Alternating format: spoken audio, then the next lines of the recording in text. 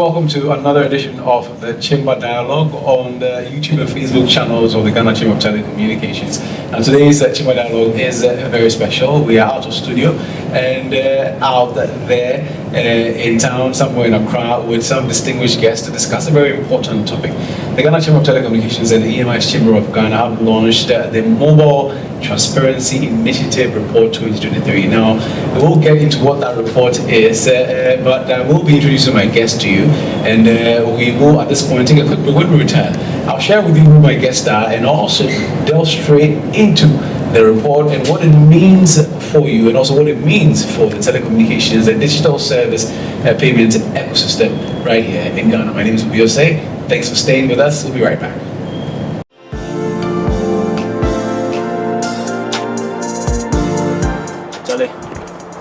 I don't sit up. I don't sit up, crash. You know they sit up. You never go sit up. Every day you know they sit up. But you don't get the slides. Forget. Sefa crash. She keep chop. She Call keep him chop. Call him. Sefa. Tell her call her for phone. Charlie. Wait for my phone.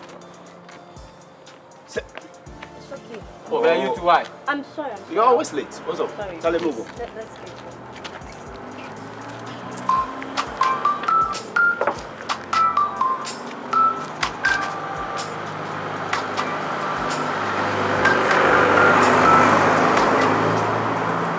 Hello?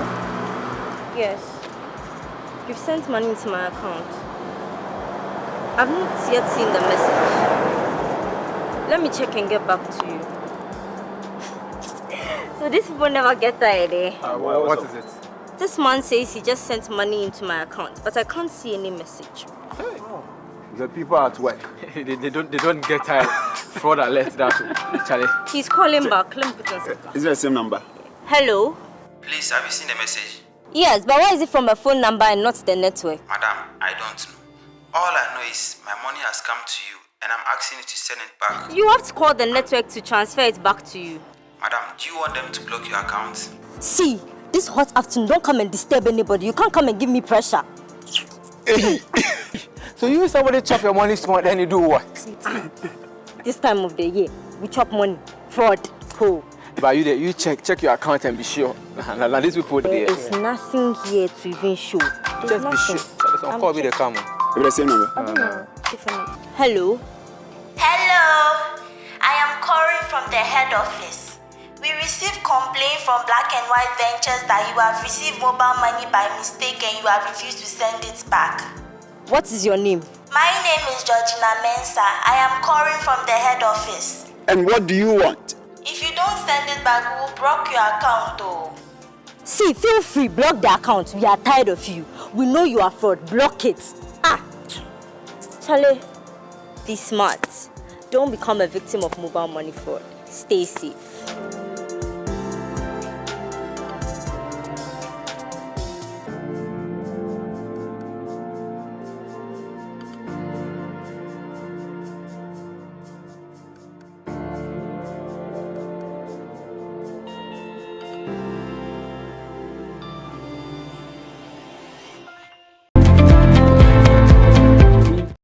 Hello again, welcome back to the Chamber Dialogue. So I have three distinguished men seated to my left. I would like to start by introducing the one on my far left, Mr.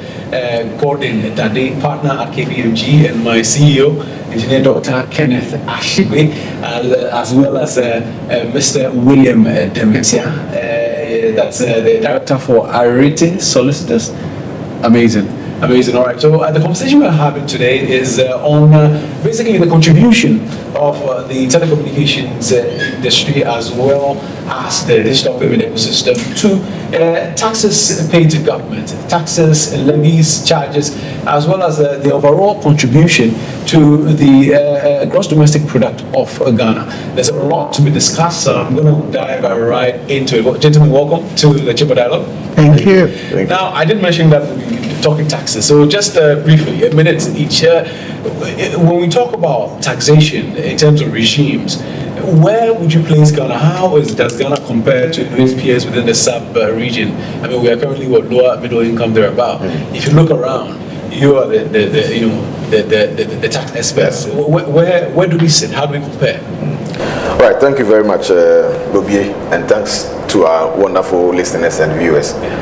So in terms of our taxes in Ghana, I think we've evolved over time. Our Ghana tax system has evolved. If you look at in the past, we have SMCD 5, then we moved to Act 592, and then we moved to Act 896. This is the income tax laws that have governed what we have done over the years. But again, when we compare ourselves within the region, if you look at our tax to GDP ratio, you will see that we are quite low, around 14%, obviously because of the things that we consider. If you look at Côte d'Ivoire, for instance, if you look at the way they even consider the income from cocoa, for instance, it's different from how we capture it in Ghana. And therefore, that one alone, if you look at cocoa, the quantum of revenue from that side, if you then look at how it's taxed, then you say that, okay, that has a significant impact on our tax to GDP ratio. But come to look at even the tax regime itself, in terms of the rates that we pay in Ghana, if you compare to some of the other countries, you realize that some of our rates are higher, some are also lower. So if you look at VAT, earlier on, William mentioned about VAT in terms of Nigeria. Their rate currently is about 5% because they are doing sales tax. If you look at us, we are around 21.9% today. But the question is, where should we be looking at policy? Should we be looking at sales taxes, or should we look at VAT as we have it today, where we do the input-output system? If you then come to corporate taxes, we have an average rate of about 25%, although some industries pay about 30 and even 35%. If you look at the personal income tax, we have a rate of 0 to about 35%. And so if you look at it, we've evolved over time. When I started my practice in taxation, in fact, those days you go to GRE, you go and queue for services. Today we have digitized a lot of things at GRE, and so payment of taxes, filing of taxes is online, and has actually made things a bit easier. When you look at how to get tax clearance certificate today, you can do all those things online, and I think it's quite easier. So we've evolved, and we just hope that things get better as we move on as a country. Amazing. Yeah. So the evolution is just run us through. I don't know what your thoughts are. Well, not much to add. Yes, we have seen significant improvements in areas. There's still a lot to be done in terms of looking at the linkage between the law, the policy, and the practice, and also addressing what I call the unintended consequences of the law. I think that in the next phase of Ghana's development or tax policy development paradigm, we should be looking at addressing some of these unintended consequences, which would impede growth in certain sectors and also prevent government from realizing its overall, as it were, agenda. Because taxes are imposed for a number of things. It's not just tax revenue. We know that because if you look at the reasons for imposition of taxes, sometimes it's even to grow certain areas and to engender certain things. So for example, you may sacrifice corporate income tax, for example, as we have in our law, by saying manufacturing companies located outside Accra and Tema, you pay a lower corporate tax rate. If you are in the regional capitals, 18.75%. If you are outside, 12.5%. The whole idea is because we want to create other economic centers outside Accra and Tema. And if you create that, it has other positive effects. You are reducing rural-urban migration where everybody's moving to Accra. You are creating viable economic centers where people have purchasing power. When they spend and there's VAT, they pay VAT. If there's employment income tax, they pay that as well. So there are other positive effects that you can have by using taxation as a tool, and also to prevent the consumption of other things. So I think that we need to have a holistic approach by not just making tax revenue the overall target, damn the consequences, but be able to have a balanced approach as to how we achieve the tax revenue target and also prevent the unintended consequences. And also facilitate growth of key industries. Yes. Ken, I don't know if you have anything to add to that. Well, you see, when the bishop speaks, the priest keeps quiet.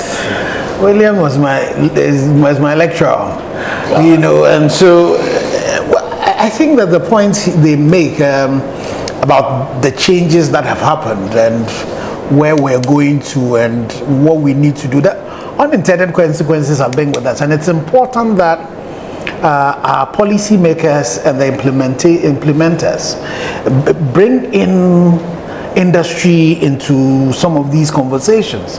And then maybe also for industry itself to also be a bit more proactive in terms of the engagements that we do, so that we also can go to government with some alternatives, some suggestions to be able to help in achieving what we want to do. You know, the challenge we also have is our development paradigm, where a party that comes into government has only 4 years, so they are quick in wanting to be able to get money, and we become so fixated on the free thing as a people. How are you going to fund those free things? So if they have to sit and now think and gather data and do all the thinking before they are able to bring up the laws, they will go for the easy way out. So a typical example is e-levy, you know, where the projection was made, somebody saw the numbers of transaction and thought that if you applied a rate and they divided it and what they wanted 6.9, they got 1.5, and they thought, so let's go with that, without looking at the nuances in that. So we need to be a lot more engaging with government to find solutions to our problems, because at the end of the day, if they get it right, industry would benefit from it, the citizens will benefit from it. If they get it wrong, then we all get to suffer. So I think that the point I've been made about working together, pushing this evolution, and then making sure that we get to optimum levels so far as what the taxes are concerned, ensuring that we've put taxes in place that are that inures to compliance and get compliance to happen, broadening the base, because that's been one of the difficult conversations that we're not able to do. How do we broaden the base and get everybody within, so that then you can get the rates coming down, but then when you multiply all of that can work. And then other areas where you want to see growth coming in, where do you tighten, where do you loosen, where do you introduce incentives? For example, I am of the school of thought that if you have businesses, especially the the medium and small scale companies, the micro and small and medium companies, if they were able to use digital means to do their businesses, their tax rates, for example, should be lower. Because then what happens is that there's a lot more transparency in terms of what it is that is happening. But so you need to get all of this happening. And another thing also that should happen is the convergence, because sometimes the policy convergence, you might have one area trying to push digitalization, for example, then you have another area who's also looking at the physical and wanting money, and then you look at the two policies, because again, a good example is e-levy. When we introduced it, at that time Ghana was aggressive in pushing the whole digitalization agenda, and that was happening. You had a situation where even the vice president had spoken at Ashasi University and said, we're not going to tax this, and then you then get this announced. And so those conversations also have to, and the regulators need to talk a lot more together, so that we realize that we are all in this boat together, the regulators, the policy makers, and then the citizens and businesses, all of us trying to find ways in which we all can come to a particular point where we as the people benefit. And I think the stakes are even higher within the context of the Africa Continental Free Trade Area, in that if the Nigeria, the Cote d'Ivoire, the Kenyans have more favorable regimes, we then might be in a place where we are not enabling our industries to grow and to contribute and also win within that context. So let's focus now on the telecoms in the industry. I know you look at other spaces, the manufacturing space, even within the service sector, the various banking and the likes. Is the telecommunications space, from where you sit, being taxed any different from players or industries, not just within services, but maybe agriculture and industry, manufacturing and the likes? I mean, from where you sit, are we being taxed any different? So that's a very interesting question. One of the challenges that the industry faces is the industry-specific taxes. Okay. So if you are an investor and you had $1 million that you're bringing it into this market, if you decided that you're going to go into any other sector, you won't suffer CST. Immediately you bring it into this particular sector, you then will be faced with the fact that your customers now will be paying CST, so that your service will be more expensive. And for you as somebody who is not, so you're just an investor, where would you put your money? The industry specific taxation tends to impact negatively. And again, if you look at the data in the report that we've done, if you take taxation that is related to revenues for every 1 CD, or let me make it 100 CDs that you pay to the industry, 43, almost 44% goes back to government in terms of taxation, fees, levies, and all of that. And so because of that imbalance in that regime, you then find out that investment into our industry is suffering. And so it's not for nothing that you find out that Airtel Tigo, for example, will sell their industry at $1 to government. And government, we know government has been out there looking for investment. But the taxation regime does not help. The fiscal space is very constricting. Bear in mind that this is an industry that, after paying 9.8 billion to government in terms of taxation, also had to spend 4.3 billion in terms of capex. So it means that you need to have free space to be able to do all the things you do, and then be able to also do the investment. Because if you don't, the industry is such that it's very capital intensive. You have to be consistently investing, to the extent that from 2013 up to 2023, we have spent over 18 billion cedis investing just in capex. So if you don't do all of that and free the space, what then you will have is that you will not be able to get the investment to do the expansions that are necessary for the growth that you want to see. And when you do that, then what then will happen is that the quality of the networks would also suffer. Then the other industries that have to jump on board of it, because that's what the telecom sector is. In the past, it was just voice. Now it is driven mostly by data and mobile money. And so data and mobile money are not ends to themselves. Other industries will take it. Agriculture will take it. Health will take it. The financial sector will ride on the back of that. Mobile money will facilitate the movement, the merchant payments, and all of that. So then the quality of service to them, the cost of the service to them would be high. So you will not be competitive. And again, in the after regime, beyond even the favorable fiscal space, what will then happen is that if you have your competitors in other countries who are better off, have better connectivity and all of that, they will produce services, and then they will be sending it to you with duty free. So it is important that we all realize that this industry is not a means to, it's not the end, it's a means to an end. Again, as I say favorably, it's not your your cash cow, but it's rather that workhorse that would have to drag everybody. So how do you strengthen that to make sure you drag everybody, so that taxes like your CIT and all of that, you will be able to enable that, not only from the large, I don't like calling them formal and informal sectors, but the real sector and, the formal sector. How do you also get them to contribute that? And then you'll be able to grow. The issue of jobs, you'll be able to create that. So the industry does not pay its fair share. A typical example is that if you take our contribution to non-oil GDP, it's about 2.3%. But if you take our contribution to GRA's taxes, it's about over 6%. So if the revenue will contribute only this portion, why are we contributing about 3 times that when it comes to the payment of tax? Now I know KPMG. You as partner, over the years, you've gotten insight and getting, should I say, access to data from different sectors. What do you make of taxation for the telecommunications space? Yeah, thank you. So, when you look at the general tax regime as we have in the country, there are some taxes that are, common to everybody. So, corporate tax, VAT, withholding taxes. Yeah. This is base for everybody. When you come to the telecom sector, I think what is unique is the CST, and then the other taxes on the interconnect that you pay. Yes. But maybe if you look at the impact of the sector on the whole economy, I think that's where we should be looking at government policy in terms of what do we do to increase investment in the sector.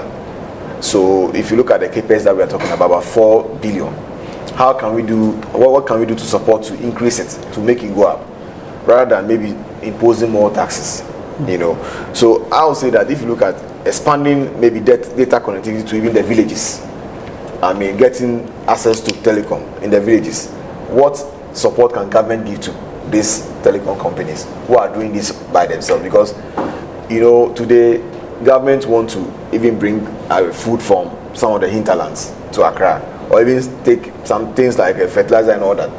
But with technology today, somebody can sit actually in Accra and then, transfer some of these things quite easily. So how do we invest in these sectors, or how do we encourage investment in these sectors, so that then we can encourage agriculture and all the other things that we do in other. So I would not call for perhaps a reduction in the tax rates as we have, but perhaps government should maybe further increase incentives for the sector. We always talk about the tax exemptions and the ripple effect it has on the economy.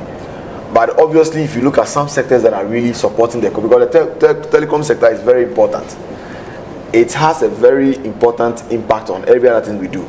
If you look at our mid-year budget, for instance, services contributed about 47% to the whole GDP that we had.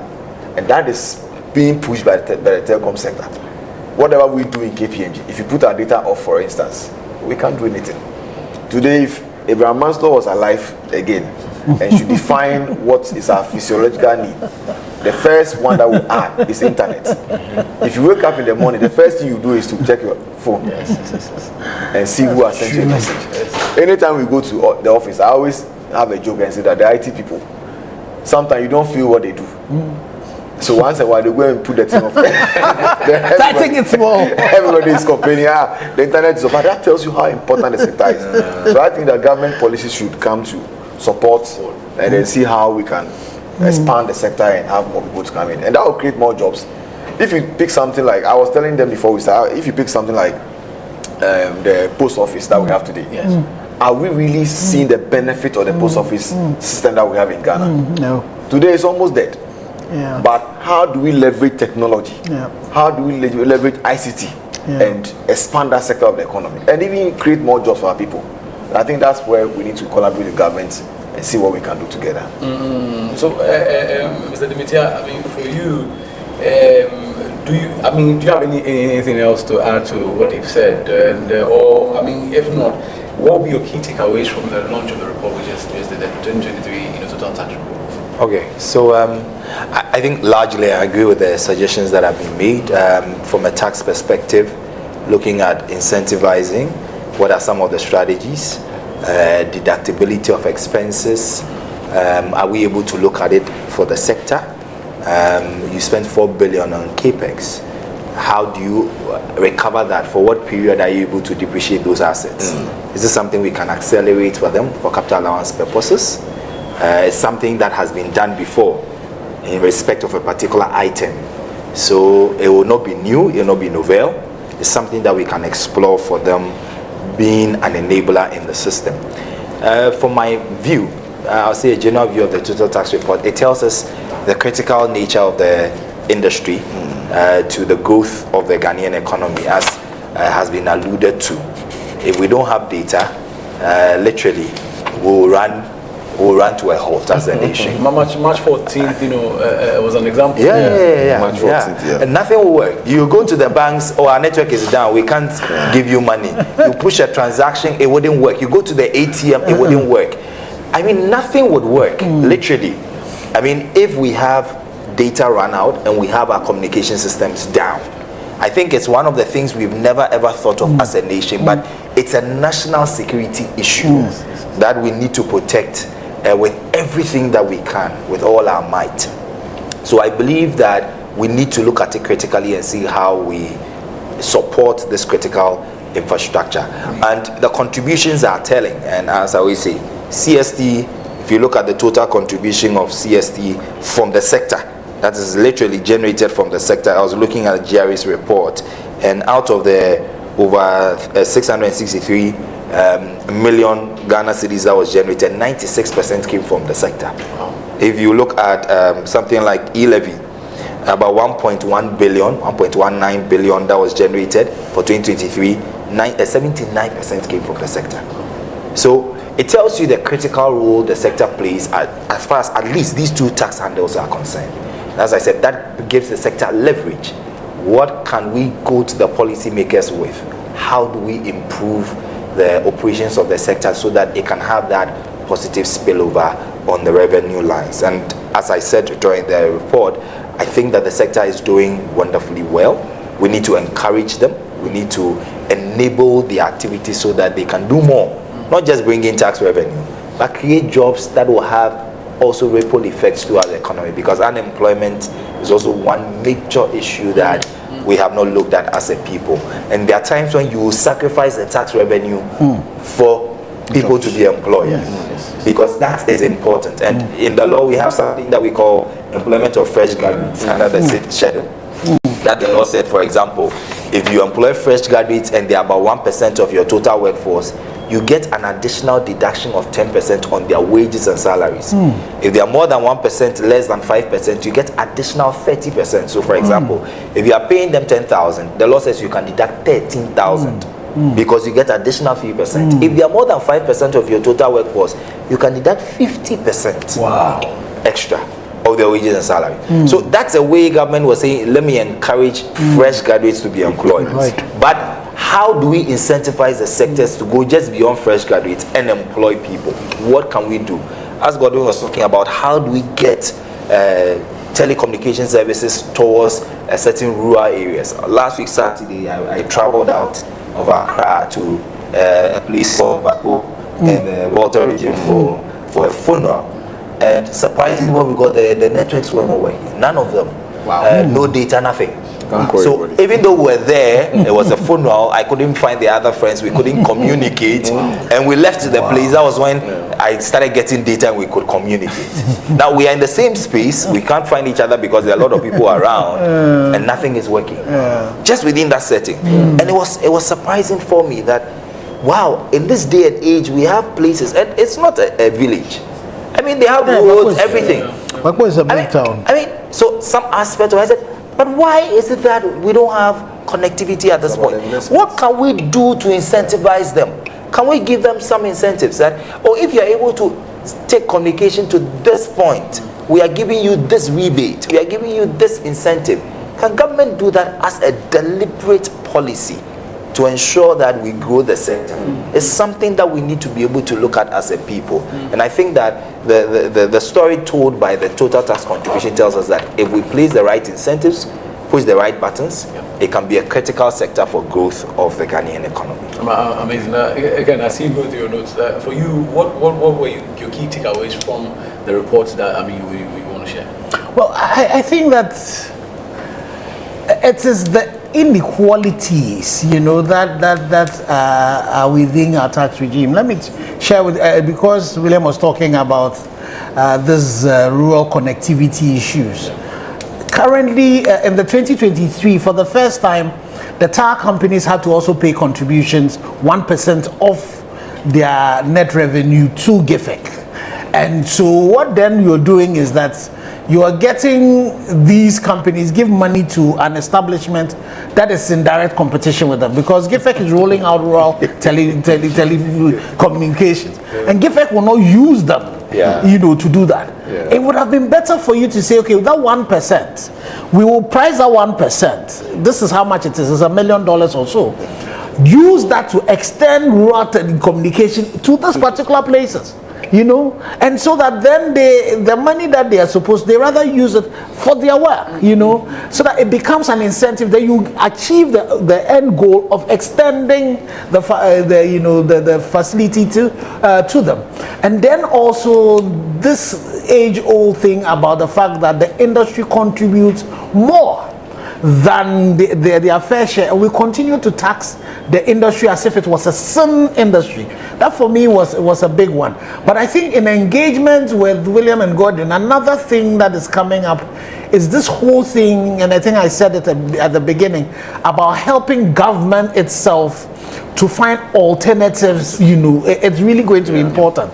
The chamber met with His Excellency John Mahama and then Baumia, and they all agreed that they were going to cut, take e-levy off. But we need to really look at it.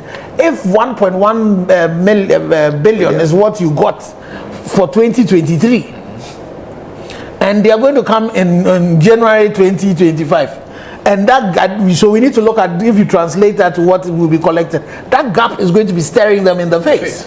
There are people who are promising free university education.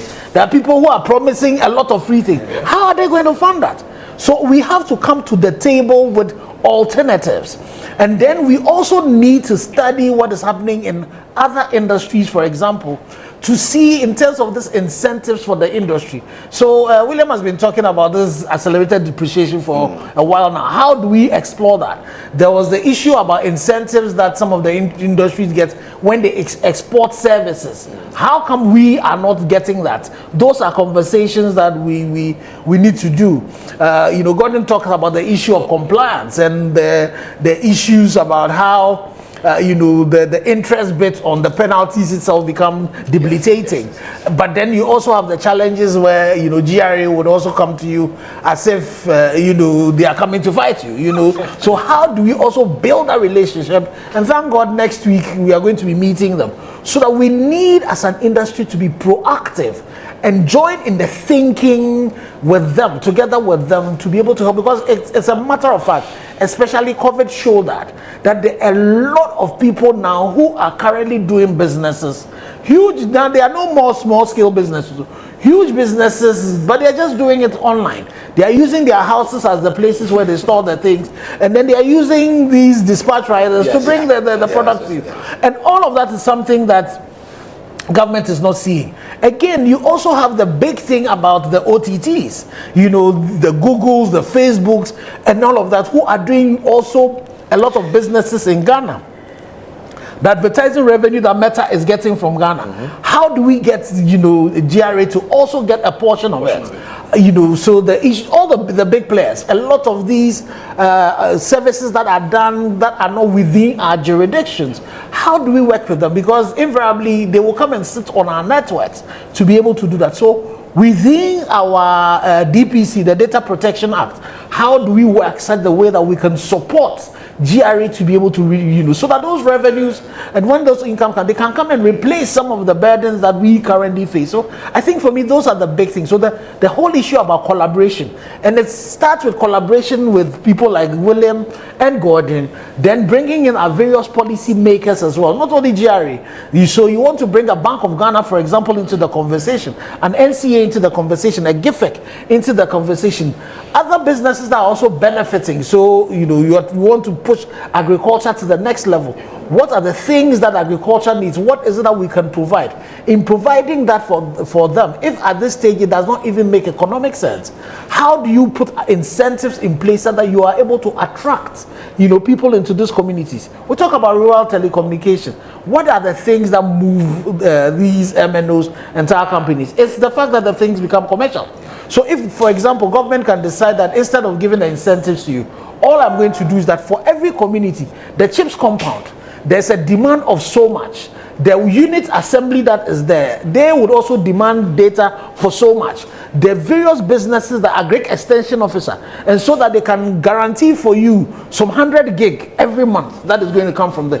You will find out that investments then will go into that place. So government would not have necessarily given the money to you. He would have given it, provided the service for those people there. They will use it to transform. So you're using government services to drive and attract businesses into there. And once you do that, other businesses would also come and co-locate there. So we need to start, you see, outside the box is even full. We need to really revolutionize the way we think based on the needs that we have. And those things, nobody's going to do it for us, but all of us coming together and collaborating to push this. Wow. The inequality in terms of the payments, when you look at our contributions. Now for Mr. Dade, you spoke about the capex. You highlighted the fact that we spent close to about 4 billion plus last year, and then the likes. What would be your key takeaway as well? I mean, outside of what Mr. Dimiti can share. Yeah. So when you look at the reports, okay, CIT, for instance, increased about 25%. Yes. E-levy went up about 93%. VAT went up about 52%.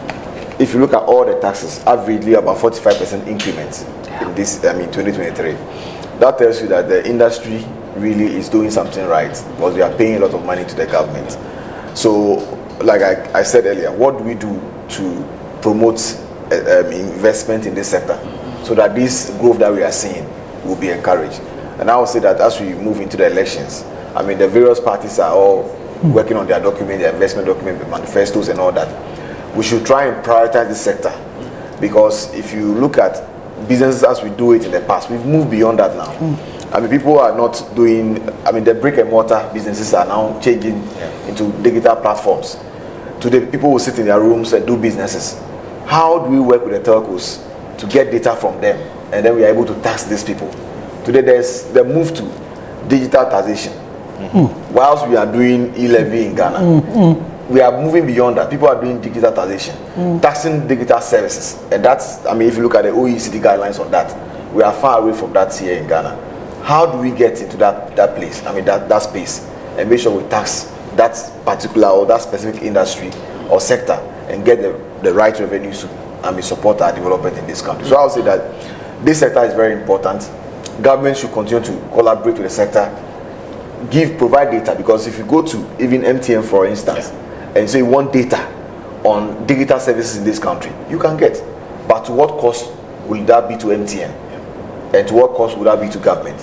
So then government need to collaborate with the chamber, and then see how we can work together and get this data, and then to expand our tax revenues and support our development in the country.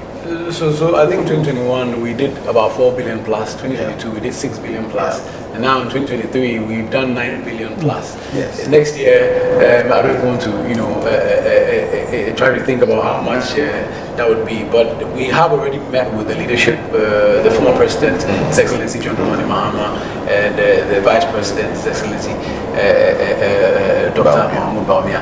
We've met with them, we've pitched our ideas, we've shared, the needs of the industry, and hopefully whoever wins will get them to support us in, by way of the implementation of the policies they would implement that would end up, aiding our industries. So we're going to take a quick break here. When we return, we'll delve into, we've already more or less touched on all the issues, the recommendations and the likes, but we'll just, delve deeper into them and then take our final words from our panelists, and then we'll wrap this conversation up. Thanks for watching, and stick with us. We'll be right back.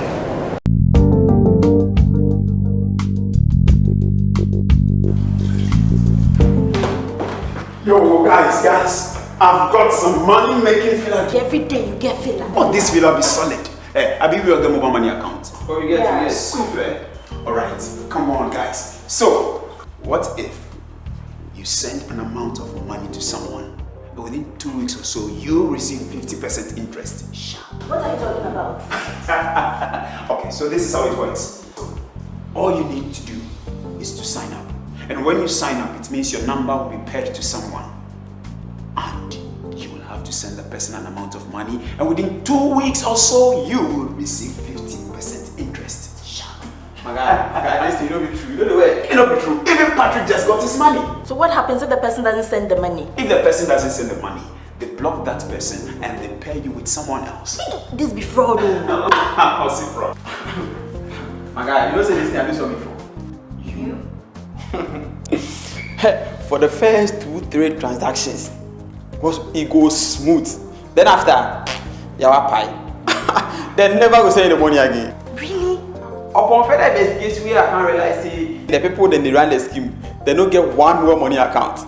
Then get plenty. So at that point in time, they will pay them about the plus you, where they never go send the money again. See you. So as you if you guys say they go block the account, no, relax. Ask your body say if the account be the operator in room, no, why you for block am? No, relax. Why you for block am? How come? Fraud. So wait, Kofi. All these things happen to you, and you never bothered to tell us. I know say you these guys. I talk you pet. You will laugh me. The main reason why I see you decide that. This is the main reason why I hear some things I know it. So they go you like that. Charlie, don't lose guard. Be smart. Don't become a victim of mobile money fraud. Stay safe.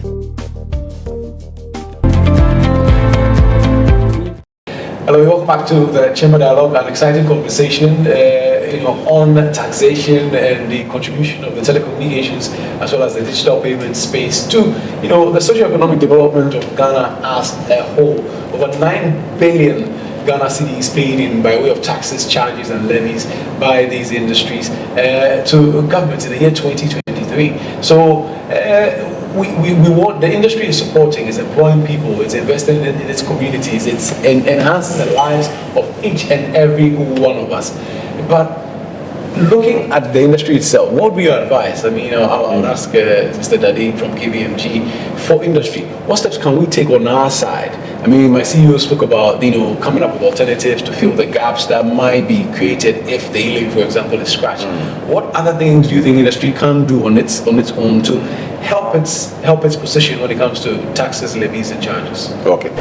So I think the first thing we need to talk about when it comes to compliance is, doing your own voluntary assessments and knowing how you are doing, and then you can make sure that you are paying the right tax. So let me give you an example in terms of as a person. If you wait to be sick before you go to the hospital, you spend a lot of money. Okay, and even the situation may even get worse. But when you do regular or periodic checkups, then you know what is wrong with your system. Sometimes they will just say that you are fine, and then you know that it's everything, or they will say there's something wrong with this part of your body, so maybe take this medication. When it comes to your taxes, you need to do regular health checks, also to be sure that there's nothing wrong with your filings. What you are supposed to file, you are filing the right amount, you are paying the right tax and all. So I think the first thing when it comes to compliance is to do a regular health check. And then anytime you are not too sure of them, how to apply particular rates or how to apply particular law, you need to consult either at the chamber level or get people who understand, go to the GRA, get a tax consultant, and then make sure that you understand what you are required to do. Now, when it comes to compliance also, today we are investing heavily into maybe IT solutions for other aspects of the business. But how do we also make sure that we digitize our finance function? We adopt proper ERP systems that can help us to comply with our taxes. Because you have, the way things are going, for example, let's say you are a retailer, a retailing business, for instance, okay, and you have so many things you are selling. How are you going to ensure that you have all these lines being tracked so that the right taxes are being paid? And all these people are being powered by the telco sector because they use your data, they use your information, everything to do it. So how do we go to government and even support their own digitization process that is happening and to improve the growth that we are hoping to see in this country? So I'll say that compliance is very important. Let's continue to invest in ICT. Let's invest in these ERP systems that we use in the offices. Make sure that we comply. Make sure that we record the right amount. Now, we don't have to wait for GRTV to come and audit you. Sometimes you must write to them.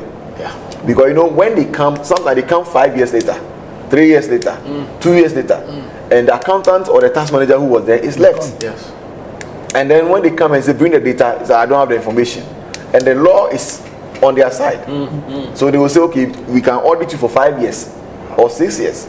And the person who did the work is gone. So nothing stops you from going to jail and say, I'll finish this year, come and audit me. And you can push, get them to audit you, get a clean report, and then you file it. And make sure that that process is completed. So just as you do your financial statement audit every year, get to be audited every year and have your information saved so that you don't expose yourself overly to tax audit in the future when your people have left.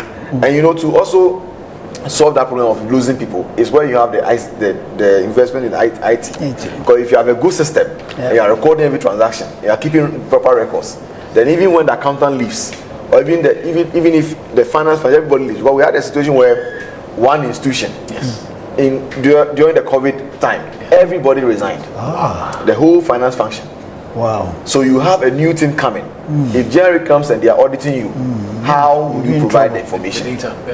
So you need to continue to invest into these systems to make sure that at least you have the right mechanism in place to comply with your taxes. I think once you do that, we should be on the right path. So I don't know, Ken, you're not, I don't know if you have anything to add. No, well, I was just talking about the whole issue about the health check, and being proactive with it. Because you see, one of the challenges that we have as an industry have faced is the over I don't know whether there's a word like over auditing, that you get.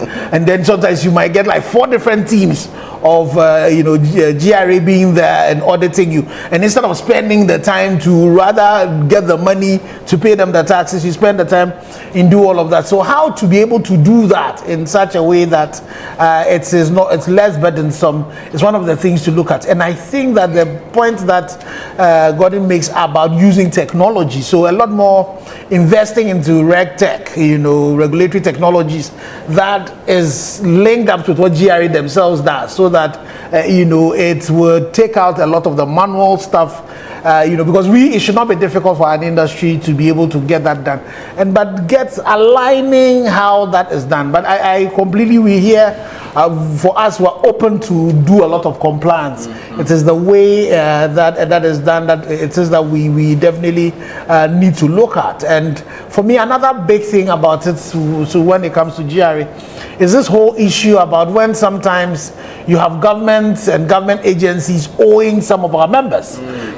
So in one breath, there's a debt that is sitting there. You get government even coming and negotiating, trying to restructure the debt, but then they want to come and collect even some of the VATs on those particular invoices that they are not paying. They're not paying, wow. And they will not agree to do a swap of it. And those are the conversations that government needs to realize the fact that if you want these businesses to be sustainable, then you need to help.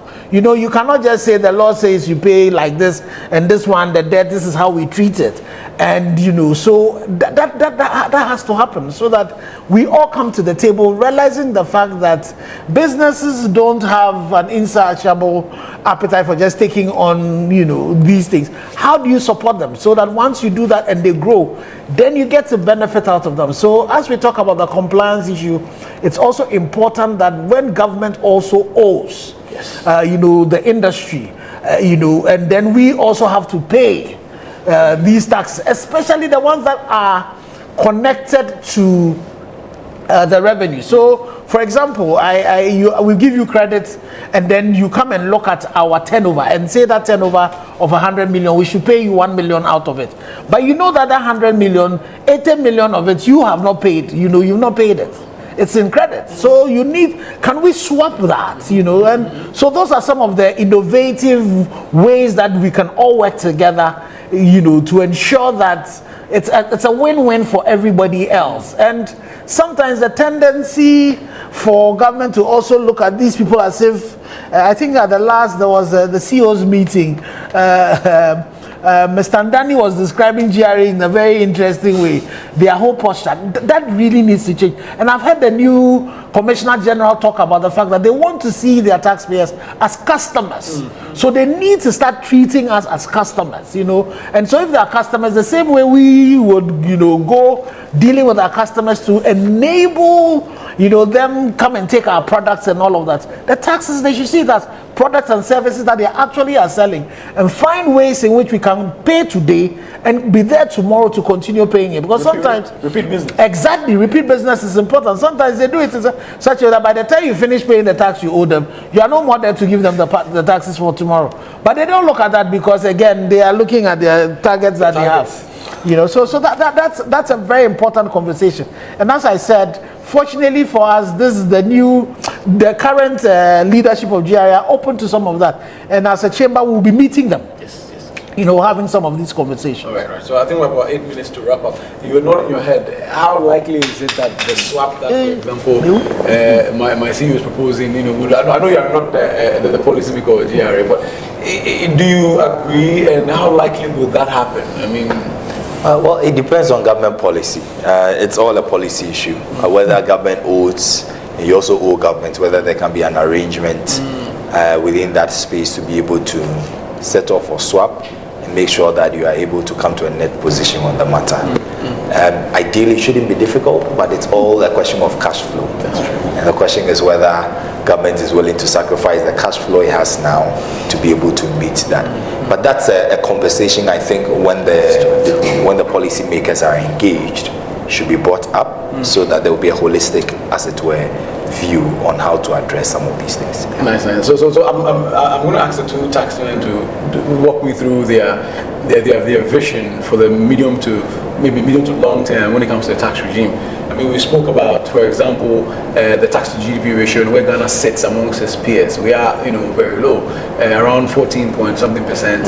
The last year, according to the GI report, our peers are, way higher. Just your vision, 5 years, 10 years down the line, what kind of regime are you looking to? Are you expecting to see? Then I'll end up with Ken on the telecom space. 5G has been launched, and so for him as well, 5 years down the line, what is he seeing? I mean, from health, agriculture, education. So let me start on the taxation front, medium to long term. I mean, you as a lecturer, you as a partner from KPMG, what's the vision? What would be the ideal place you want us to get to? I want us to get to a point where a majority of the citizens pay their fair share of taxes. And that is something we have not done too well as a people.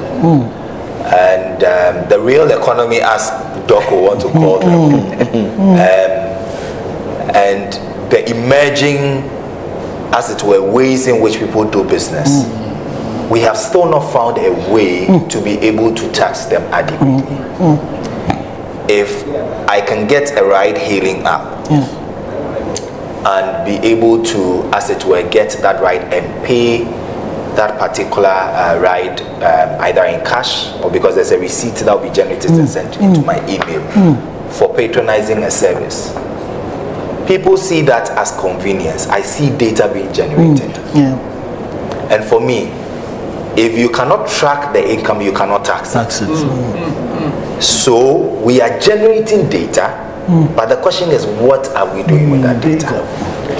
Is that informing policy? Are we devising strategies to be able to get the best out of it? That's the question. Some people may say that I'm not a fan of e-levy because I think fundamentally we have a problem. The idea of having electronic payment systems was to reduce the cash economy bit we had. Because I always cite this example. It's 2 o'clock. If I go to the market and I buy a tuber of yam, let's assume it's 30 cedis and I pay for it. I give the person 30 cedis cash and I pay the tuber of yam and I walk away. There's no actual record that the person has received 30 Ghana cedis from me and the tuber of yam has left the person's sales. But if I paid that through Momo, it leaves a trail that someday can be audited. That, oh, you receive so much funds coming in for this. Did you pay tax on it? For what purpose? Now, so that was the whole idea of driving people to use electronic payment systems and switch away from the cash, because it's difficult to tax people in a cash economy because money is fungible. So when we brought a means of taxation that told people go back to cash because cash doesn't have that, and I always say that if there are two means of payment, one has a tax as it were handle or has a tax implication, the other doesn't have, the rational person will obviously switch towards the one that doesn't have. So the day we did that, we still told people, hey, cash is always king, always go back to cash. And we had reversed decades of a conscious effort to build data to be able to track and find out whether people are paying their fair share of taxes. That's the policy disconnect Doc talks about. So for me, in the next 5 to 10 years, I still want us to do or go back to being able to generate that data.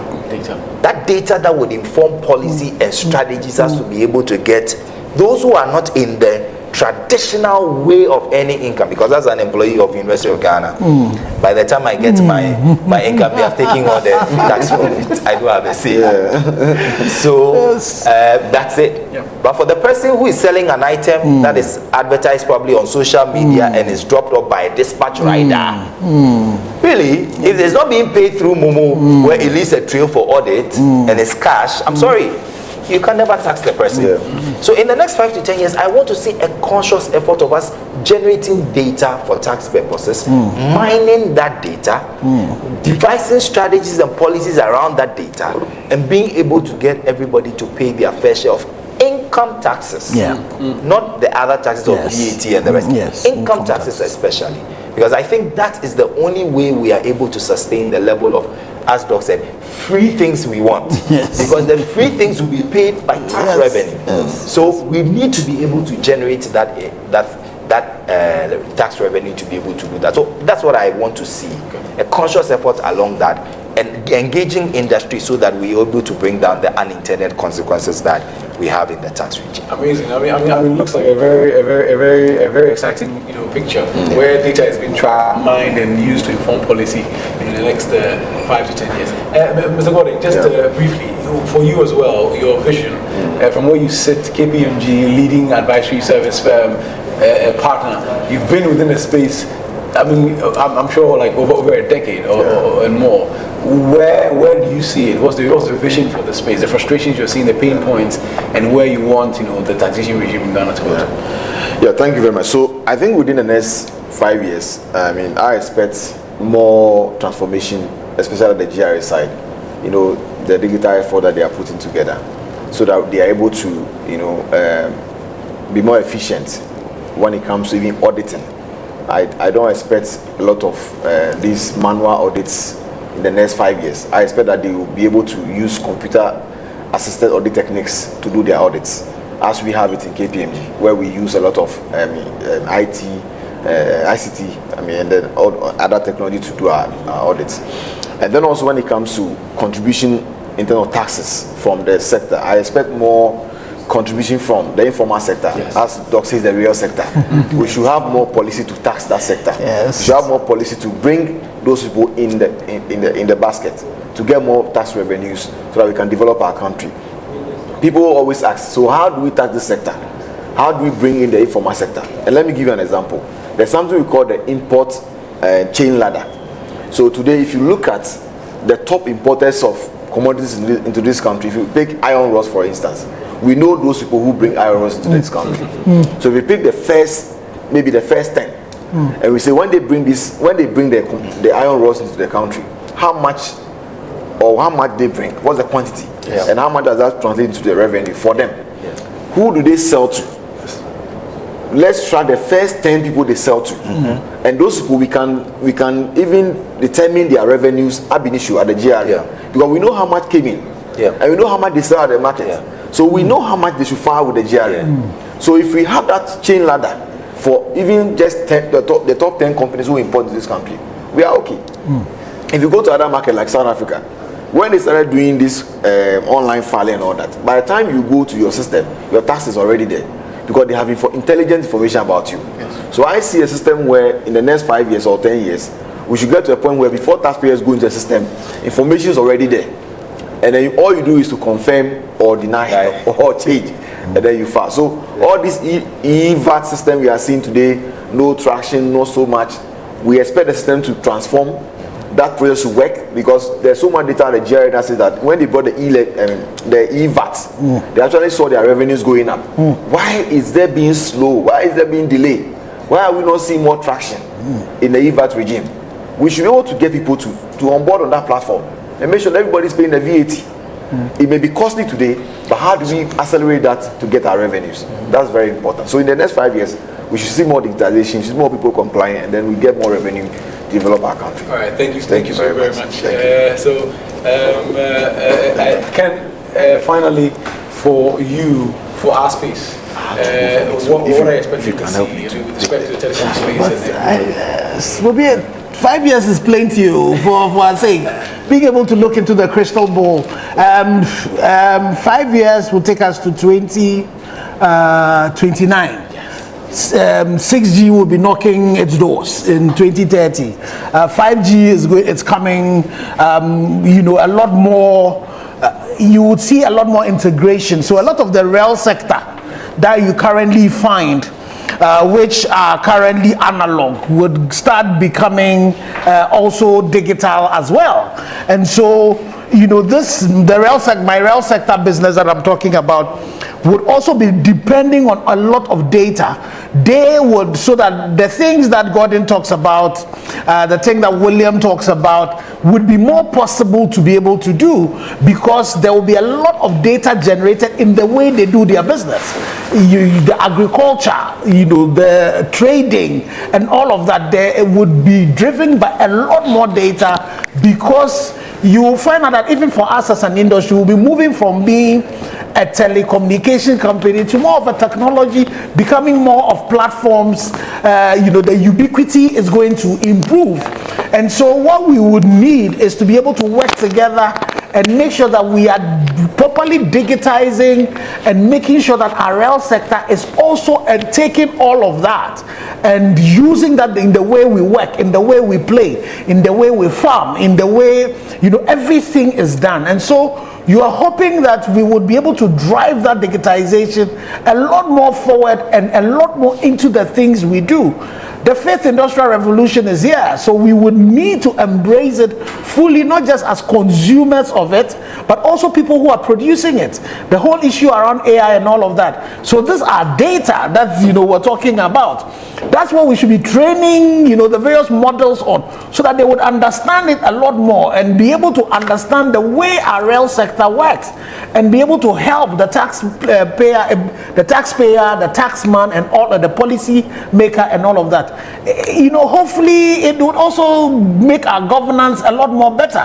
I'm looking into the space where Parliament might not be no more. When it comes to taking decisions, all of us will sit there and maybe by the punch of a bottle on your skin, we'll be able to take the decisions, so that we would involve a lot more people and democratize the way things are going to go. And so that's where we're going to go. And I'm hoping that people like William as well, in the teaching of our people, we will start teaching our people to start working on these technologies and how they will help us to be able to drive our work. So I think the future is interesting. The future is about collaboration, and the future is about working together to make sure that we can leapfrog the development gap that confronts us. All right, Ken, thank you so very much. And thank you so much for watching. And my panel is amazing people.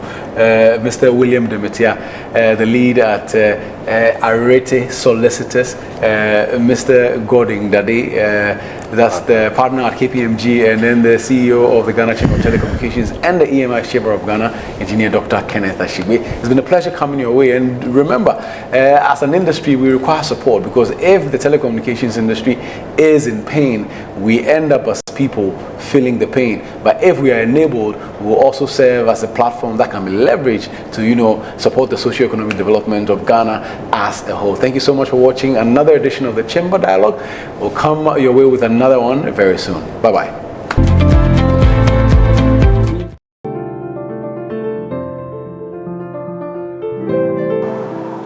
Hello. Hello. London. Mambe. Oh, okay, Mommy, you're London, no. Auntie Becky Anna. Hey, we saw okay, Hey, what to say?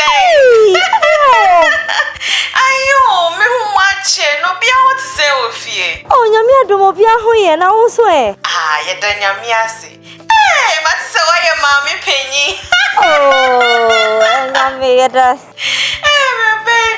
Baby, madam for be Bagana. Hey, sir. Timmy John, I'm a your supplies. Sir? Aye. Shoe size ben now, she. 38. Oh, me tall 40 close. Oh, and the case with me, Ashe. Oh, sir. Hey. Natalie. And this size 12. Hey, I didn't even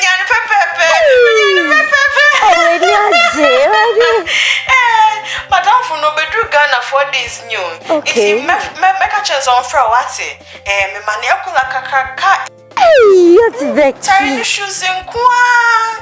It's kaka cribishimu. And more be on Sati. Matilda. And one knee. Over for a while. You want to say? Yo, bye bye. Hey.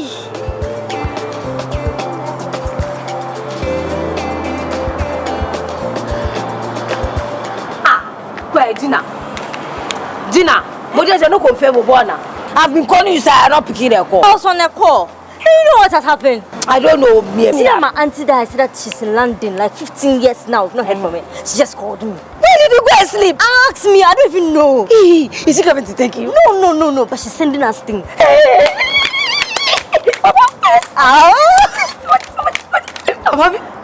No, wait. Why have you stopped? Wait. Gina, Neko auntie, when she called you, did she mention any other person's name? I don't remember anything like that. But how does that matter? Matter so. Use Moito, eh? This is the new way people are using to fraud people, oh. Fraud? Yes. Are you sure? Come on, bomb me like am I sure? Wait, this said the person will call me in 5 minutes time.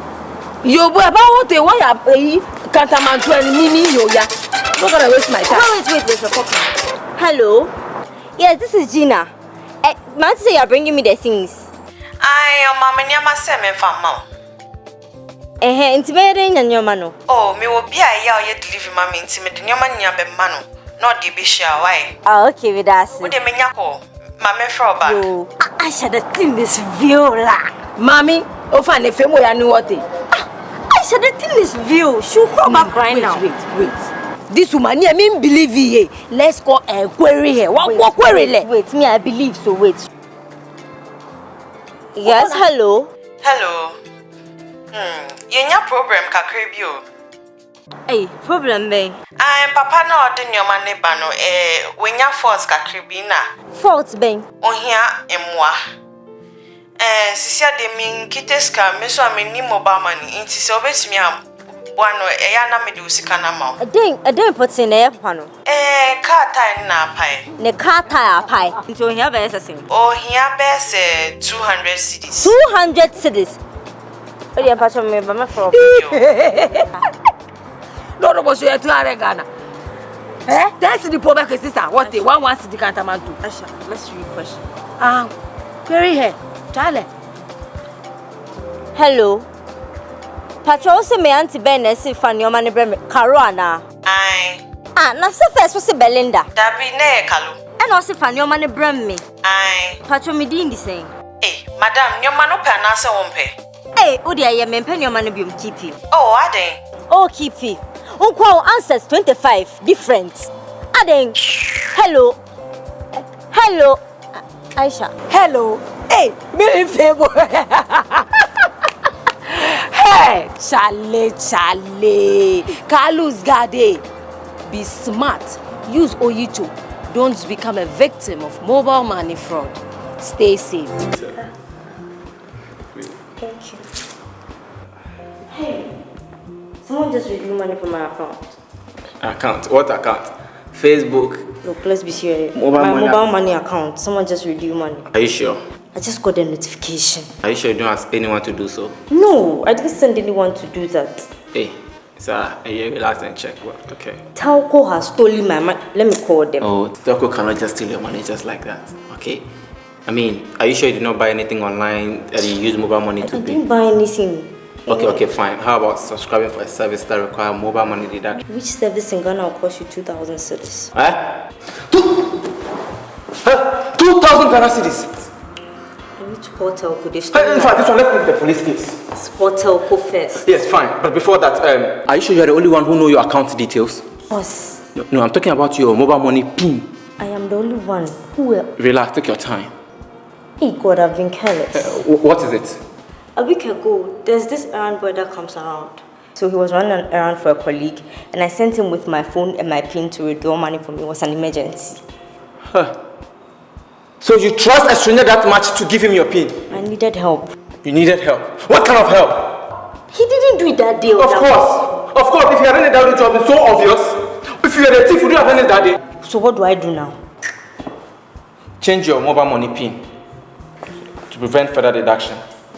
Hey God, 2,000 cedis. So you have 2,000 cedis in your account, and we don't even have common Ghana rice in this house. Be smart. Do not be a victim of mobile money fraud.